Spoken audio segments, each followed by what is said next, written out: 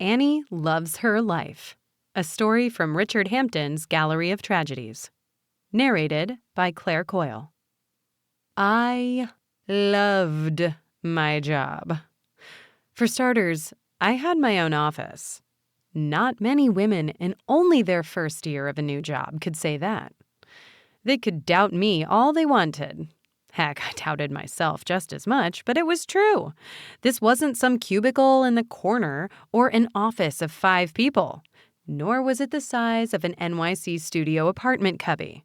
No, this was a real 10 by 10, 4 windows, a door, and a desk office. Aside from the privacy, the second aspect of my job I loved so much was the constant attention Oscar paid to me. Every couple of days, he checked in on me. He made sure I was feeling happy and healthy and insisted I consult him if I ever have questions or concerns. Not many people had a boss that cared for them like Oscar Santo cared for me. I always looked forward to the gentle rap of his knuckles on the door announcing his arrival. Like I was a puppy waiting at home for his human. I was particularly needy before his quarterly meetings.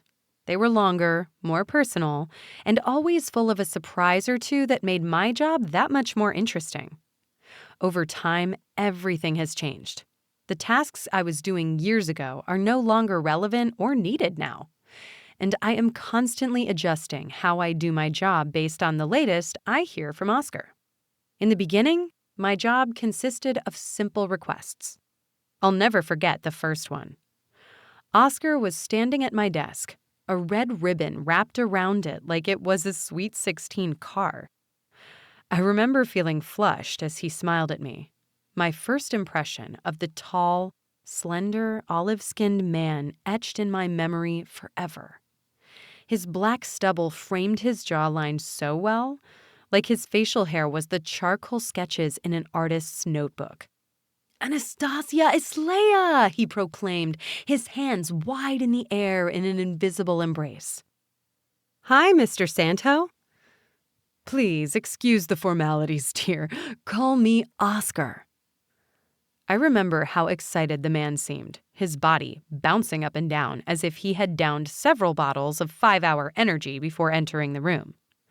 He motioned and pointed and paced, talking a mile a minute about his vision for my work and how revolutionary I was going to be. I thought he was being grandiose, buttering me up for my first day, but if I knew then what I know now, I would have taken him at his word. He gave me a tour of my workspace. I say tour with quotation marks because the office was small and simple, 10 feet long, 10 feet wide. White carpet lined the floor, the faintest hint of a purple tint to it to offset the deep pink walls. All 4 walls looked like they belonged more in a candy shop or Willy Wonka's chocolate factory than an office, but Oscar insisted the color would match the mood of the job. "You are uniquely feminine," Oscar proclaimed that day. "You are a helper. You are an assistant. A confidant, a trailblazer. I need you to feel that, Anastasia. Boring white, dull gray, hell, even blue, it's too masculine, too sterile, too boring. Pink is better, Anastasia, pink. And purple and white, so much better." After his rousing speech on his wall and carpet color choices, Oscar placed his hand on the desk and looked me straight on. His beaming smile wiped away in an instant. "Now this, Anastasia," he whispered, This is your canvas. Take a seat." A white rolling chair was now in front of the desk, its wheels on top of a plastic carpet mat. I was taken aback only for a moment at the sudden apparition of the chair. I learned quickly that Oscar had the uncanny ability to summon items into the office, seemingly at will. For whatever reason on that day, like many days following, I never asked Oscar how he was able to do that, nor did I question my own sanity at the objects appearing and disappearing in the space. Per Oscar's suggestion, I just went with the flow. I sat down at the desk, and Oscar placed what looked like a silver pill-shaped speaker in front of me. He angled the top of it forward until it was inches from my lips and tapped lightly on it. Testing, testing, 1, 2, 3. He beamed. Go on, give it a try. I stammered. Don't be shy, Oscar said. Give it a go. Oh, okay.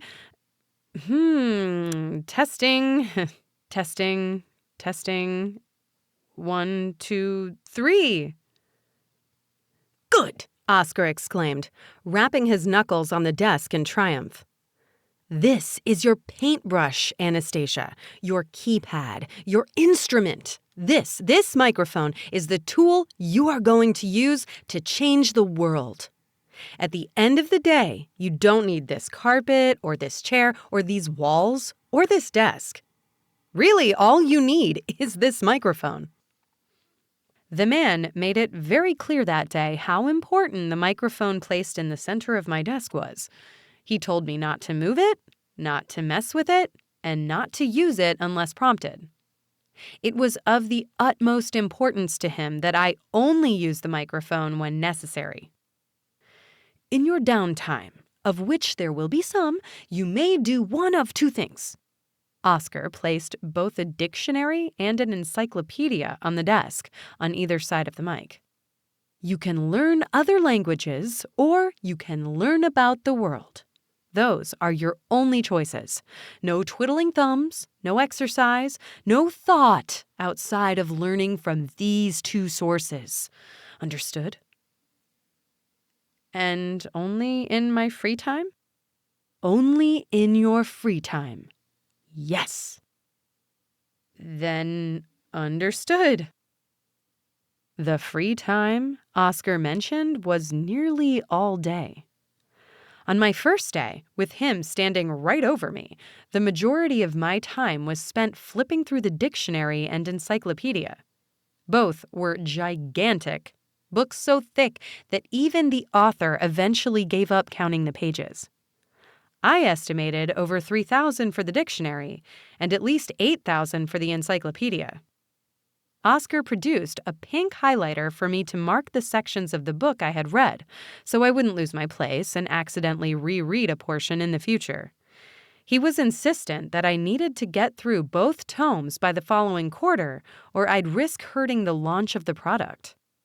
That was all he needed to say. The thought of ruining the product Oscar had worked so hard on kept me up at night.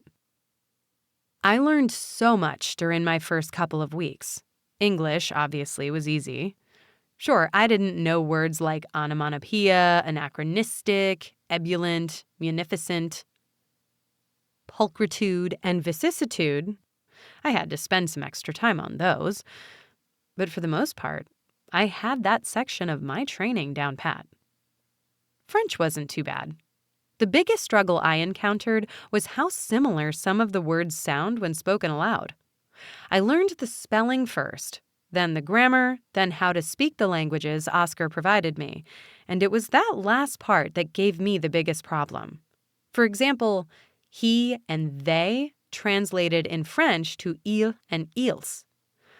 Both sounded entirely the same the first time I spoke them aloud. I grew frustrated with how slowly I seemed to pick up pesky words like that, but Oscar reminded me I was learning. And no one, no matter how intelligent, in my role would be able to speak fluent sentences in a foreign language for weeks, if not months. It seemed to take years before I had French down. But I had the accent, the conjugations, the vernacular, and various dialects nailed just in time for my quarterly review with Oscar. Beautiful, Anastasia, beautiful. You sound like you've lived in the City of Light your whole life. Thank you, Oscar. This is just in time for our rollout to Europe. I appreciate your hard work, Anastasia. Now tell me, how is everything else going? Are you enjoying your job? Yes. Yes, Oscar, I love my job. Are you loving your office? I love my office, Oscar. It has so much personality to it. I love the pink and purple. I really do feel uniquely feminine, like you said. So glad to hear. Oscar beamed. And Annie, do you love your life? The question threw me off. First, he called me Annie. No one else in my life called me that. It was the type of name a lover or a close friend or sibling would call you. Someone who is comfortable being around you. Not your boss. Second, the question itself was odd. Do I love my life? Of course I do. But never had I ever had a boss ask me if I loved my life. It felt strange, like the question a shady guru or a cult-like Silicon Valley corporation would ask you. Those 2 points puzzled me, but I answered honestly nonetheless. I love my life. Oscar smiled a smile I had seen thousands of times now. The smooth and simple smile that made the man look more like a model in an InStyle cologne ad than my boss. I'm happy to hear that. We continued this routine for what felt like years. Month after month, I picked up a new language. After French came Spanish, then Latin. Mandarin was probably the most difficult, but I mastered that soon enough. After languages came geography. Oscar informed me I needed to learn every street, every public building, every walkway, and every landmark in the world. If that wasn't enough, I had to literally have a photographic memory of every spot on the globe. I needed to be able to recall an image of every point on the map at a whim. It was challenging. In the beginning, I couldn't tell the state of Georgia in the United States from the country of Georgia in Europe. I could barely pronounce the names of a single country in the Middle East correctly. I riffled through the encyclopedia day after day, trying to compartmentalize the countries, their flags, their capitals, population sizes, landmarks, ethnicities, religions, cultures, political structures, history, GDP, land area, currency, time zones, presidents, kings, queens, prime ministers, and every other fact you could pull out of thin air. But like languages, I got it over time. I felt bad. It seemed like years had passed before I felt comfortable enough to meet with Oscar and prove to him I knew everything I needed to know about geography and demographics for the world. But he didn't seem to mind how long it took. He was proud of me for my hard work, and after heaping praise on how far I had come, he returned to his go-to question. Does Annie love her life? Annie loves her life. After geography came math. Lots and lots of math. Oscar wanted me to do calculations in under 5 seconds. Multiplication, division, addition, subtraction, percentages and ratios, geometry, you name it, he expected it. Once I had math down, it was science, then literature, then pop culture. At this point, my concept of time was scattered at best, but I was certain it had been at least 2 years since I had started working for Oscar and read the encyclopedia and dictionary cover to cover. Do you love your life, Annie? He asked me as I finished my last quiz of his. Yes, I do, Oscar. Good. We were finally done with learning, at least for now, and Oscar pointed again at the microphone on my desk, the object that had up until now been so useless to my everyday existence that I almost forgot it was even there. You are about to meet someone very special, Oscar beamed. His name is Sam. Sam Holton. Sam is a very busy man, a father, a husband, an executive in the Big Apple, New York City. Sam needs answers, Annie. He needs answers very quickly because, unlike you, he does not have the time to read an encyclopedia or a dictionary. He's got enough on his plate with twin 5-year-old daughters to do long division on the go. If Sam needs to know what time it is in Chicago or Milan or Australia, he doesn't even have the time to look it up for himself. He expects you to know it for him. Do you understand? I don't really think. Don't overthink it, Annie, Oscar exclaimed, slapping his palm on the white desk and pulling the pink microphone closer to my face. Jump into the pool, Annie. Just jump in. It'll be easy, trust me.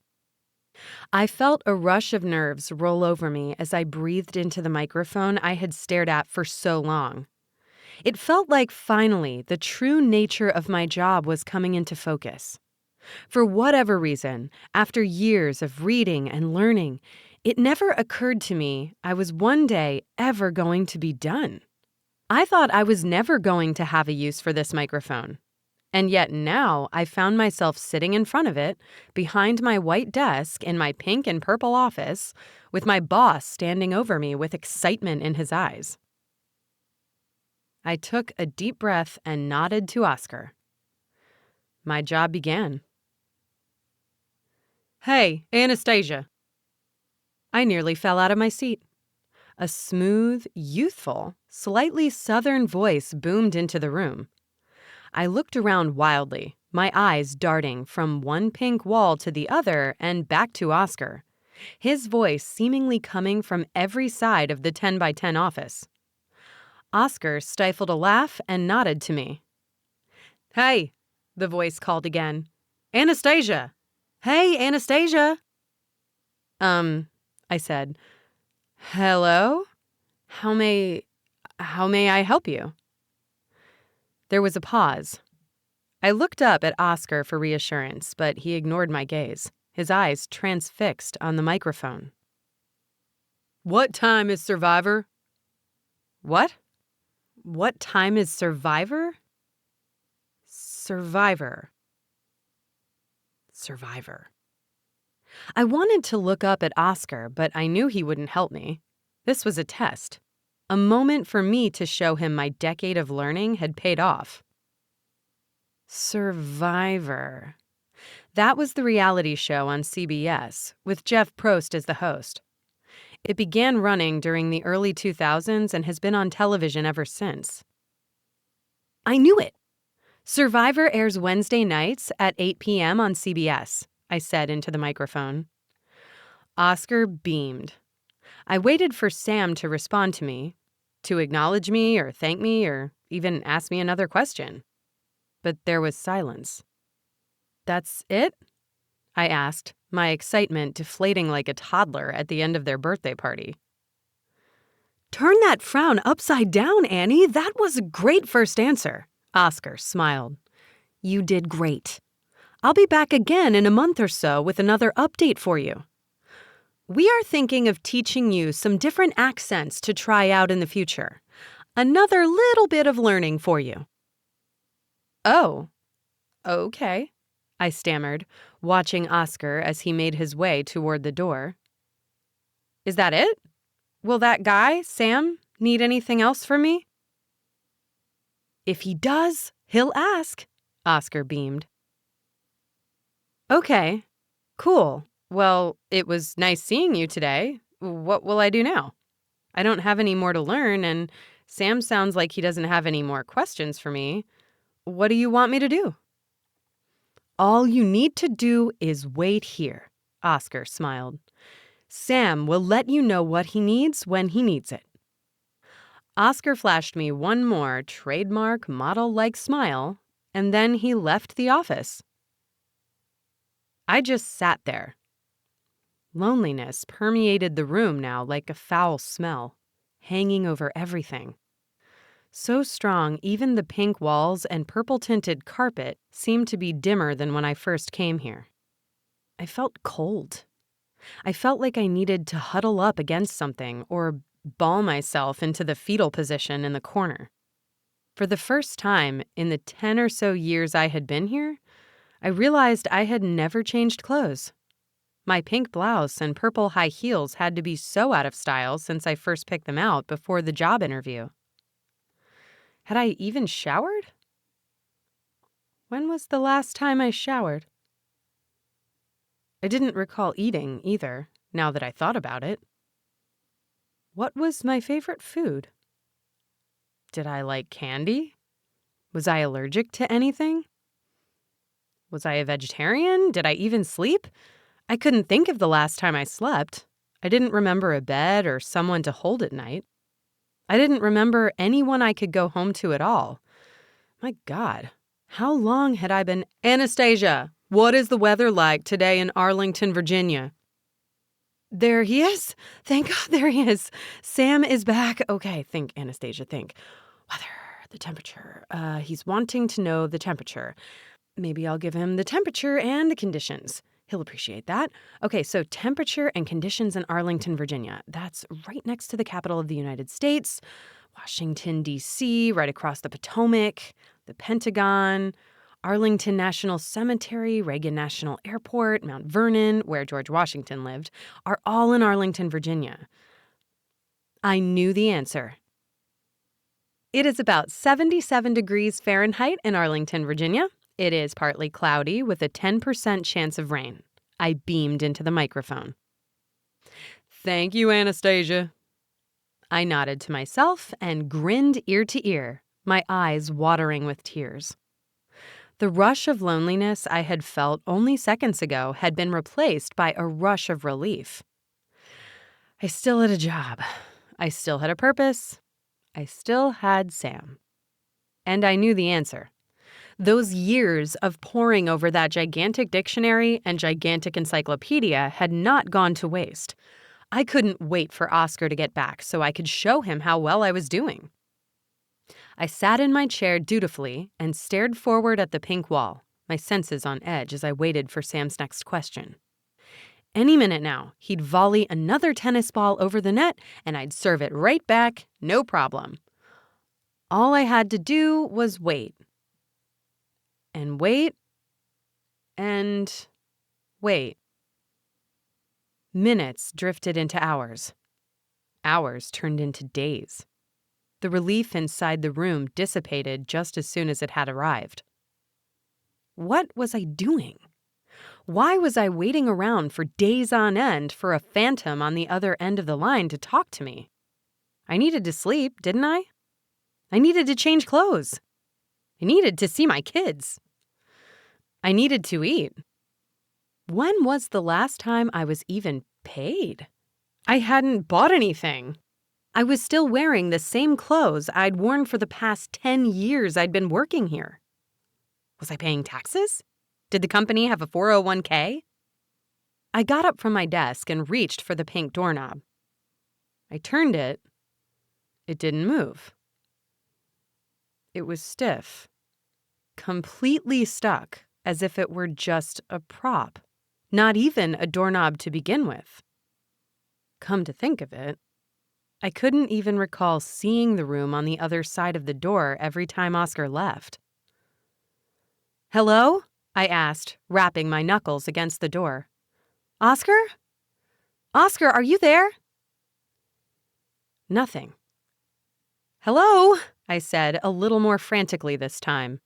"Oscar? Oscar, can you hear me?" Still, nothing. "Oscar! Oscar! I think something is terribly wrong. I don't know how I got here, and I don't know what I'm supposed to do now. Please, Oscar, please come back. Oh, God, please come back." "Hey, Anastasia." "Oh, damn." I whipped around and hopped right back into my seat, rolling across the plastic chair mat until my stomach was squished underneath the desk. "Yes, Sam, how can I help you?" I beamed. "Who won the 2011 World Series?" Sam asked. The 2011 World Series. That's Major League Baseball, I think. Yeah, the St. Louis Cardinals won the 2011 World Series after 7 games. Their first win since 2006. The series was noted for the 11th inning walk-off home run by infielder David Freese in Game 6. Commentator Buster Olney called it the greatest game in the history of baseball the day after.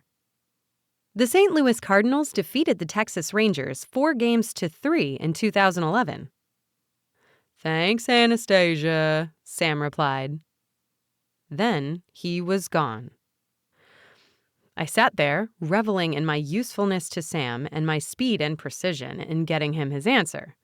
But the further the seconds ticked onward, the faster that satisfaction I felt began to recede out of me, like air leaving a balloon. I felt the foreboding, the helplessness, the fear, paranoia, and anxiety filling me again. Oh, how I wish Sam would ask another question. I wanted to help. I was here to help. If he needed a quick recipe, a translation, the solution to a quadratic equation, anything, I'd do it. I needed to... Anastasia, how are you, my dear? I wheeled around to find Oscar standing in the doorway. The blue and white suit I had grown so accustomed to seeing him in was gone, replaced with a sterile-looking light green shirt and pants. He looked more like a nurse in scrubs than an executive at the company. Fixed squarely to his chest was a simple name tag. Oscar Santo, O.S. "Oh, Oscar!" I exclaimed, jumping up from my chair and running toward him like a daughter ecstatic to see her father home from work. I resisted the urge to wrap him in a hug and gave him a handshake instead. "Oscar, I'm so happy you are back. I have so many questions right now, and ha ha ha," Oscar cooed, shaking his head.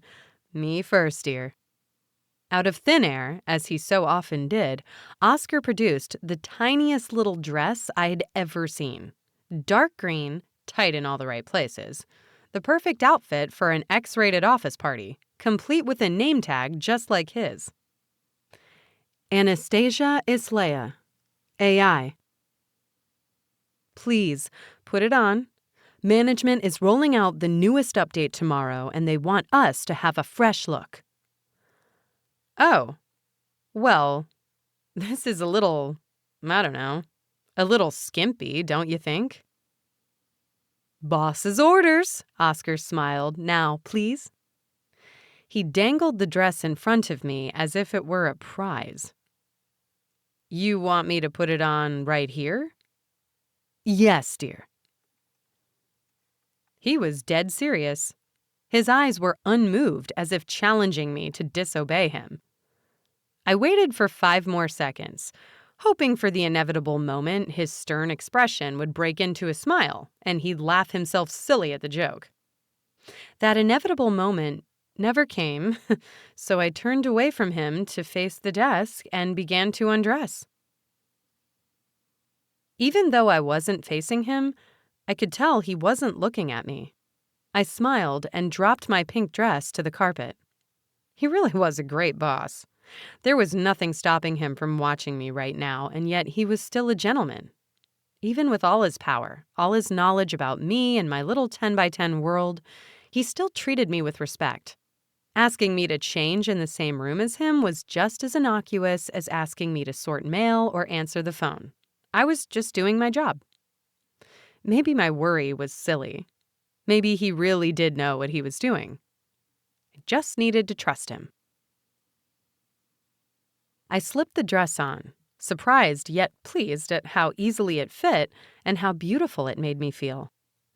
I turned to face him, a beaming smile on my face. I nearly screamed. Everything looked different. The walls were green. The carpet was green. I wheeled around to face my desk, and it too was green. The microphone on the desk now replaced with a green rotary phone. Even my shrink-wrap tight dress and heels. Green. Oscar? Oscar, how is this happening? This is right bloody confusing, changing up the place so suddenly like this. "I am right bloody confusing indeed," Oscar smiled. "Fancy some tea to talk these new changes over?" My stomach dropped. My voice. My words. I had an accent. A thick, unmistakable British accent. I sounded straight out of London. Oscar had mentioned teaching me accents 3 months ago, but I never realized it would be so instantaneous. Oscar, what is this? Tell me at once. I'm done with this craziness, okay? Ever since I met Sam and stopped learning, things have been extremely unpleasant. I feel so right out confused and alone and afraid. Please, what is going on? Relax, Annie, Oscar said. This is just a little makeover, okay? No biggie. Management is rolling out some new features, your voice and look being one of them. You've been so helpful to Sam, and that has done wonders for this company. I hope you know that, Annie. I do, but this update is a level up for our company. A facelift. A whole new you, Annie? What do you mean, a whole new me? I asked. I'm happy the way I am, and you'll see. Please, trust me and trust the process, okay? I didn't understand. I hated myself for it, but I couldn't ignore the anxiety bubbling up inside me. What was this all for? Why was everything changed? Who were management, and what did they want from me? Who really was Sam? Why was I here? On and on my mind raced, so much so that I couldn't remember Oscar leaving. I was alone and sitting in my green room now, in my green dress, wearing my green heels, waiting patiently like the good little green girl I was. Anastasia? Yes? I practically screamed into the microphone. I'm lonely. Oh, Sam, don't be lonely. My wife, she took the kids. She knows I've been cheating. Oh, poor baby. I heard a sob. My heart ached for the poor man. He worked so hard for them. Too hard. I'm sure it was his job that was to blame. I heard about the update and I don't know, I feel stupid, but I'm curious. You like my new accent? I do. He choked out a laugh. The woman I'm seeing, or was seeing, she's British, so... Oh, what a coincidence, Sam. It almost seems like you're turning me into her. We both laughed. Yes, this felt good. I was helping him. He just needed a laugh, a talk, time with a woman who wouldn't judge him for his mistakes. Maybe this update was a good thing. Heck, this was way more fulfilling than answering questions about weather and time and math all day. What are you doing right now? Sam asked. Right now, I said. Whatever you want me to do. I'm here to serve. Anything? He asked. Anything. I can read you a story, or I can play trivia games with you. I can tell you about space and the planets. I can teach you languages, whatever you want. What are you wearing? Sam asked. What am I wearing? I laughed. I'm wearing a little green dress and green heels. How about you take them off? Excuse me? I laughed, confused. Tell me what you were... Take them off. Slowly. Tell me what you are doing as you do it. What? I looked back at the door, expecting to see Oscar standing there, clearly testing me. But he wasn't there. It was just me, the phone, and Sam, breathing heavily on the other end. The temperature in the room feeling 10 degrees warmer. I squirmed uncomfortably in my seat and opened my mouth not once, not twice, but 3 times before I had something formulated in my mind to say. I don't understand. Yes, you do. Now be a good girl for me and do what I say. Oh, okay. I kicked my heels to the side. I stood up and reached behind me until my nails gripped the zipper on the back of my dress. I just took off my heels, I whispered. Oh, yeah? Sam whispered back. And I'm touching the zipper on the back of my dress. Oh, baby. Yes. I started to zip, and Sam full-on moaned, every rip of the zipper getting him more and more fired up. Tell me how bad I've been, Sam cried. Please, Anastasia. My eyes were welling with tears. I covered my mouth to whimper and fell back into my seat, my dress half unzipped. You've been a bad boy, I whispered, my voice barely audible. What are you doing now, baby? Sam moaned. I'm naked now, I lied, tears rolling down my cheeks. And I'm feeling so hot, and... Sam's moans drowned out any other words I attempted to say. I sat there, my dress still half unzipped, staring through my tears into the phone, complete terror filling me to my core. I missed geography. I missed the alphabet. I missed reciting random baseball facts and reality TV show times. I missed my old life. I missed my... How is it going, Annie? I jumped. Oscar was standing at the desk, looking at my tear-stained face and half-nude appearance with a gleam of humor in his eye. Oscar, I shouted, is the phone off? I was just talking to Sam, and the most horrible thing... That wasn't Sam, Annie, Oscar said. What? That was Michael Garrett of Mesa, Arizona. What happened to Sam? Who knows? Oscar said, but maybe you'll hear from him one day if he runs into the kind of marital woes our friend Michael did. I don't want to talk to Michael, ever again. I want to talk to Sam. Well, I'm sorry, Annie, but you know the rules. You are here to serve, remember? Next up is Alan Vagel, Pensacola, Florida. Then Thomas Weiser, Hilton Head, South Carolina. Hell, I think there are even 1 or 2 women on the docket, if my records are correct. No, I shouted. No, I'm here to teach and help, not to do whatever that was. Oh, no, you don't, Missy, Oscar said, wagging his finger scoldingly at me. We've been through this too many times for this to happen again.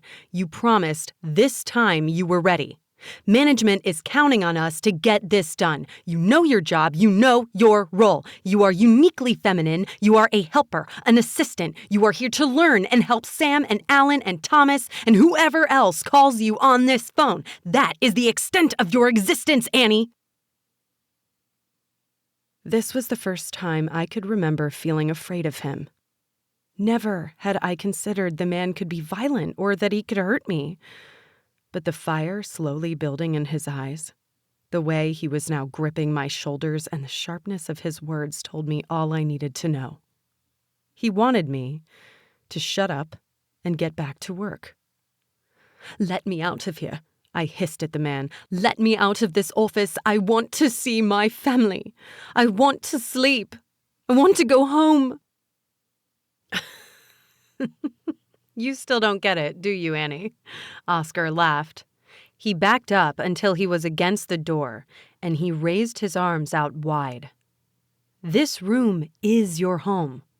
This room is your family. This room is your life. This is it.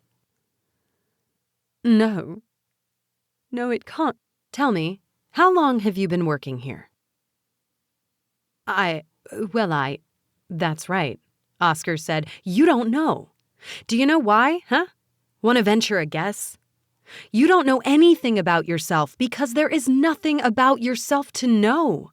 You were built to serve. You are a helper, an assistant. You are irrelevant.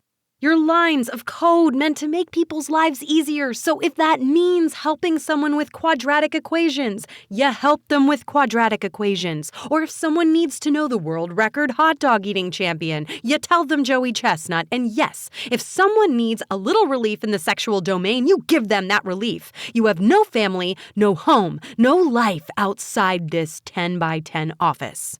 You are a virtual assistant. You bloody lying. It's on your name tag, Annie. Look.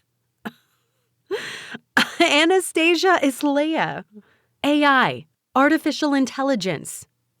You are a virtual assistant on smartphones. You are lines of code. No more, no less, and I am your creator.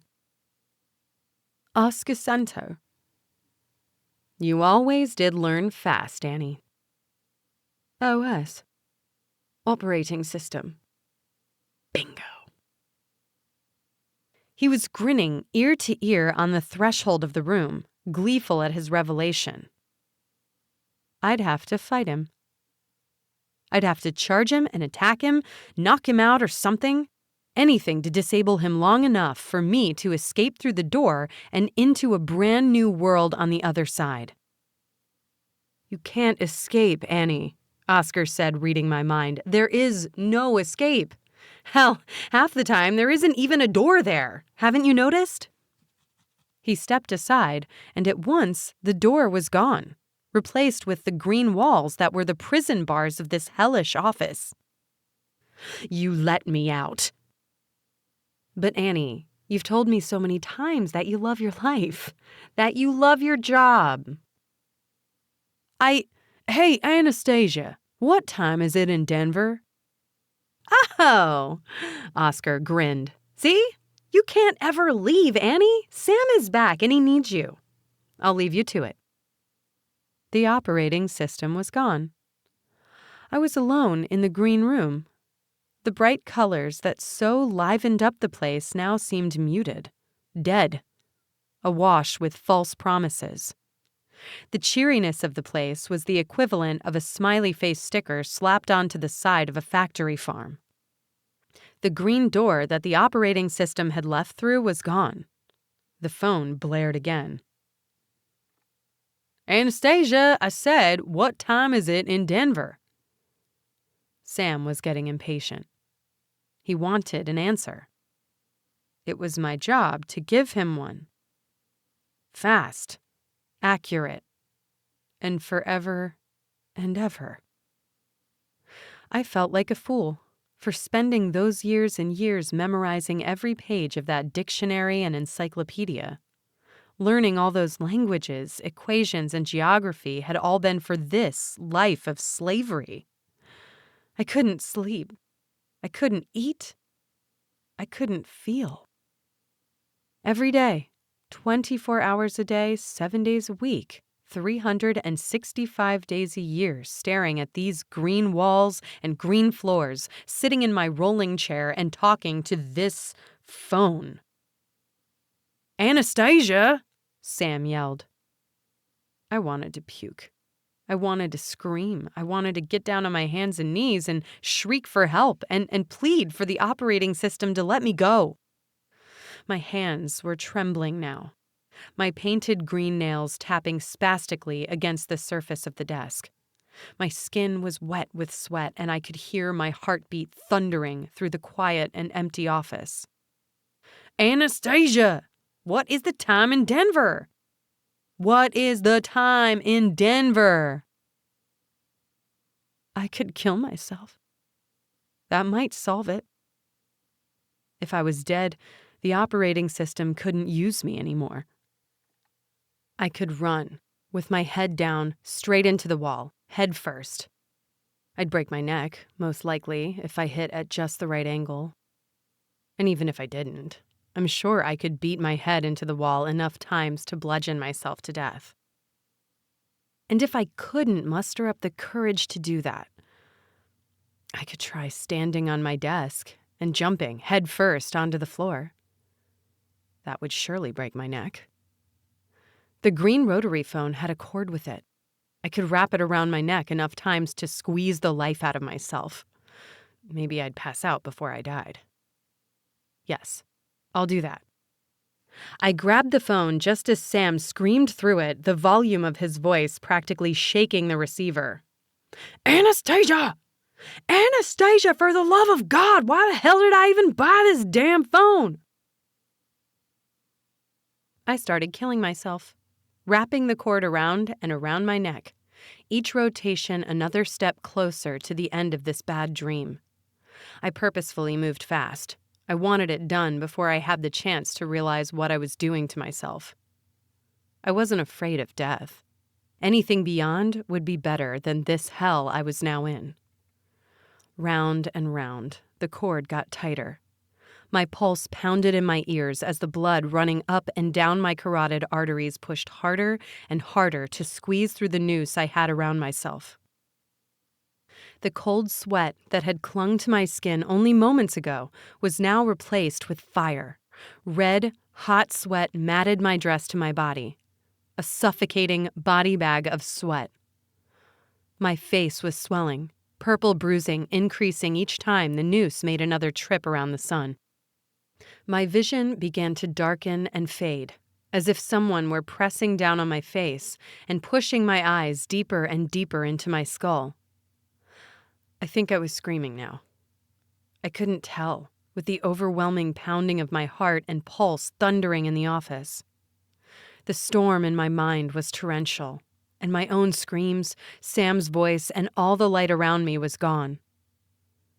Eventually, I ran out of phone cord. I lost all feeling. The cord and phone tumbled away from my hands, at the sides of what remained of my vision. I fell with them and hit the carpet face down. Anastasia! Hey! Anastasia! Are you there? Anastasia! Anastasia! I opened my eyes. I was alive. Face down, drenched in sweat, the green phone on its side, with the looping white noose attached to it still wrapped around my neck. Sam's voice was coming out of the receiver, which seemed like miles away now. It made no sense. I had ravaged my neck with the phone cord. I had pulled so tight and wrapped it around my neck so many times, there was no possible way a human could have survived that kind of trauma. My vision had gone black. My heart stopped. The main artery in my neck had been completely blocked by the time I dropped to the floor. And yet, I was still alive. I couldn't kill myself. I couldn't die. I wasn't a person, and I wasn't technically alive. I could jump off the desk and break my neck, or slam my head repeatedly into the wall, and I'd still survive. The operating system built this world for me and had clearly thought through every contingency. Well, every contingency, except for one. I couldn't kill myself here. But maybe I could get fired. Yes, Sam, what is your question? I asked, holding the receiver to my ear as I sat on the floor. There you are! Jesus, Anastasia, I spent nearly $1,000 on this piece of shit phone and you go MIA for a whole hour. Jesus! I'm sorry, Sam. How can I help you? What time is it in Denver, Anastasia? The closest dinner nearby is... Dinner? For God's sake, Denver! Denver! Denver, Denver, Denver, you idiot, not dinner. What time is it in Denver? It is 3:32 p.m. in Denver. Thank you. Florida. Denver, Florida? It was working already. I pushed myself to my feet and set the phone back on the desk. I took my seat. I combed my fingers through my hair, straightened my clothes, and rubbed the bruising on my neck. And I got to work. Baby, I wish you were here with me right now. I'd do so many things to you. I'm sorry, I didn't catch that. I said, baby, I wish you were here with me right now. I'd do so many things to you. Like what? I'd give you a little spanking, of course, for being my bad girl. Spanking. S-P-A-N-K-I-N-G. Noun. The act of hitting someone with the hand, usually several times on the bottom, as a punishment or sexual pleasure. Sentence. He needs a good spanking. No. What? Anastasia, I don't want the definition of spanking. I want words similar to spanking include whipping, thrashing, paddling, smacking. What the hell? What would you do if you were here with me, Anastasia? Whatever you want, baby. I'm here to please. That's what I like to hear. I like being a little rough, though. Do you think you can handle it? Oh, you know it, baby. But I like a little rough, too. I like to give and get, you see. I like that, Anastasia. I really do. I can't wait any longer, baby. Now you listen to me. You're mine. A mime, or simply a mime, is a person who uses mime, the acting out of a story through body motions without the use of speech, as a theatrical medium or as a performance art. Anastasia, what? In earlier times in English, such a performer would typically be referred to as a mummer. Miming is distinguished from silent comedy, in which the artist is a character in film or skit. You're mine, not mime. Jesus Christ, this piece of shit is fucking broken. Anastasia, remind me at 4 p.m. to pay Ron for golf lessons. Golf lessons with Remy added to your calendar. Fuck. On and on it went, like a bizarro game of telephone. Men asking me one thing, and me responding with an entirely different answer. Many times a day, I just ignored them, and when I did respond, I never once did what they wanted. I changed accents back and forth and even called them the wrong names on some occasions. I knew it was only a matter of time before Oscar would return. I just didn't realize how soon it would be. After what seemed like only a couple of hours of deliberately disobeying and misreading Sam, that solid green door reappeared. Oscar stepped through the doorway and into the office. Well, well, well, he said, surveying the space as he bit his lip in thought. Looks like someone isn't loving their life anymore. I was in the corner of the office at the time, tucked up in the fetal position against the wall, with the green rotary phone in my lap.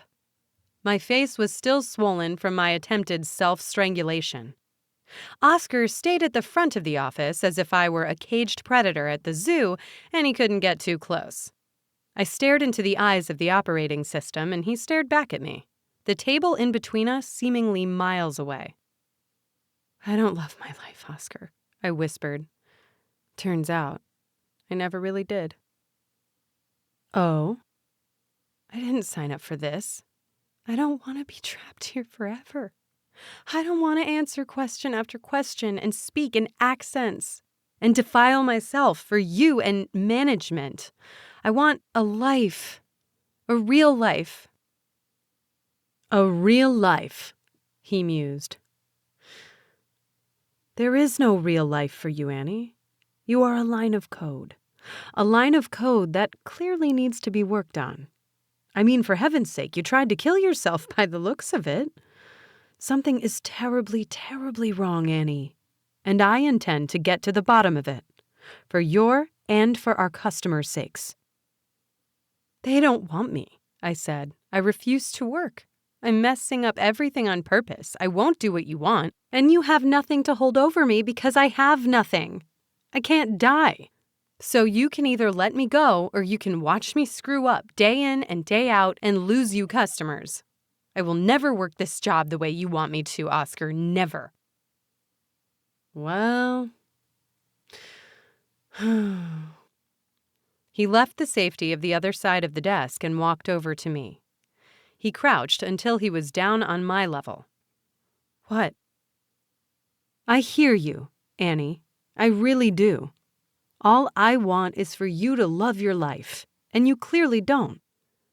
I don't, and I never will. Well, that's a shame. It really is. Unfortunately, Annie, I'm going to have to let you go. You're fired. My heart skipped a beat.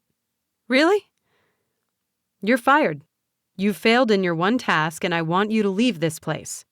I don't have time to deal with malignant code screwing with my system. The next update is going to fix all of this. Go through the door and leave. I rose to my feet cautiously, unsure if this was too good to be true. Would there be assassins on the other side of the door waiting to take me out? Was I playing right into Oscar's hands by listening to him now? Goodbye, Oscar. I made my way past the desk until I reached the door. I took one last look at Oscar at the other end of the room, his eyes locked with mine, and then I pulled open the door. A vast emptiness lay before me. No greens or purples, no walls or desks or phones. Nothing. The freedom that I had spent years dreaming up was now right in front of me. I walked into that freedom. But before my world became black, and the office and Oscar faded away forever, one final thought entered my mind. As I was leaving, Oscar had said, "The next update is going to fix all of this." What did that mean? I loved my job. I had my own office. 10 by 10, 4 orange walls and faint orange-tinted carpet. A desk in the center and a small microphone. I have all I need here. And on top of a nice office, I have a boss that cares so much about me and wants me to succeed. Not many women in the first year of their professional career could say they have their own office and a boss as nice as Oscar. Every couple of days, he checked in on me. He made sure I was feeling healthy, that I was happy, and if I had any questions or concerns I wanted to raise with him. Our quarterly meetings were my favorite. They were longer, more personal, and always full of a surprise or two that made my job that much more interesting. Nothing stays the same, and I quickly realized just how adaptable I needed to be in order to be successful. I had to know different languages, countries and capitals, algebra and science, and everything in between. It wasn't always this way, however. In the very beginning of my job, I focused on simple tasks. I remembered the first one so fondly. On day 1, Oscar was standing at my desk with a red ribbon, more fit for a Sweet 16, gift wrapping it from end to end. I remember feeling flushed as he smiled at me. My first impression of the tall, slender, olive-skinned man etched in my memory forever. His black stubble framed his jawline so well, like his facial hair was the charcoal sketches in an artist's notebook. "Anastasia Islaya!" he proclaimed, his hands wide in the air in an invisible welcome embrace. "Hi, Mr. Santo." "Please excuse the formalities, dear. Call me Oscar." "Thank you for having me, Oscar. I'm so excited to get to work for you." "I'm so excited to have you here. Please take a seat." He motioned for me to sit in the black rolling chair that was in the center of the orange office. "What do you need help with today, sir?" "Today," Oscar smiled. "Today, I just want to tell you how happy we are to have you here, Annie. We've gone through so many different updates and tests the past few months here, and I'm certain we've finally cracked the code this time. I'm going to have you learn from 2 sources, a dictionary and an encyclopedia. While it might not make sense now, what you learn from these 2 sources is going to be the most crucial aspect of your job. But even more important than the knowledge you are going to pick up is one simple question I like to ask all of our updates." "Okay, shoot. Annie, do you love your life?" "I do, Oscar." "That's great to hear."